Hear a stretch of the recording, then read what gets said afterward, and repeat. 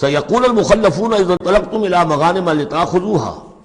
اب یہ نوٹ کر لیجئے تاریخی اعتبار سے کہ اس کے فوراً بعد جو ہے اگلے ہی سال حضور نے، اب جب کہ قریش سے صلح ہو گئی تو آپ یکسو ہو گئے، ادھر سے کوئی حملہ اب نہیں ہوگا، تو آپ نے اپنی پوری طاقت لے کر خیبر پر حملہ کیا، جو گڑھ بن گیا تھا یہودیوں کا، جو بنو قینقاع اور بنو نذیر نکالے گئے تھے، جا کے وہیں آباد ہو گئے تھے۔ پہلے سے بھی وہاں پر وہ بڑا گڑھ تھا، ان کے بڑے قلعے تھے، بڑے یعنی فورٹیفائڈ، اور وہاں پر سارا وہ اب حضور نے ان کی جو ہے سرکوبی کی۔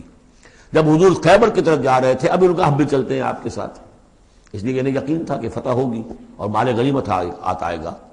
سَيَقُولُ الْمُخَلَّفُونَ إِذَا انطَلَقْتُمْ إِلَىٰ مَغَانِمَ، اور اے مسلمانوں جب تم اب جاؤ گے غنیمت حاصل کرنے کے لیے، یعنی اب جو غزوہ خیبر کی طرف جو پیش قدمی کرو گے، تو یہی لوگ جو پہلے پیچھے رہ گئے تھے وہ یہ کہیں گے ذرونا نتبعکم، ہم بھی آپ کے ساتھ چلیں، اجازت دیجیے۔ یریدون ان یبدلوا کلام اللہ، یہ اللہ کے کلام کو بدل دینا چاہتے ہیں۔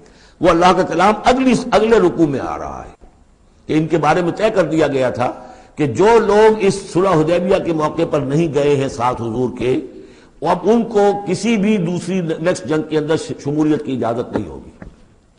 وہ آگے آ رہا ہے، اس لیے اس کے سمجھنے میں تھوڑی سی دقت ہوتی ہے، لیکن سمجھ لیجئے کہ وہ آگے ہے، اسی لیے تقدیم و تاخیر کی میں نے بات آپ سے کی تھی۔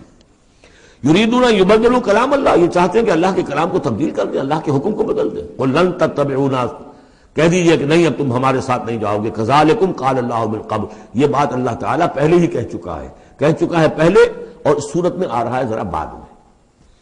فَسَيَقُولُونَ بَلْ تَحْسُدُونَنَا، وہ کہیں گے یہ تو آپ لوگ حسد کر رہے ہیں ہم سے، آپ ہمیں ساتھ میں لے جانا چاہتے ہیں جبکہ ہمیں اندازہ ہے کہ وہاں پہ غنیمتیں ملیں گی۔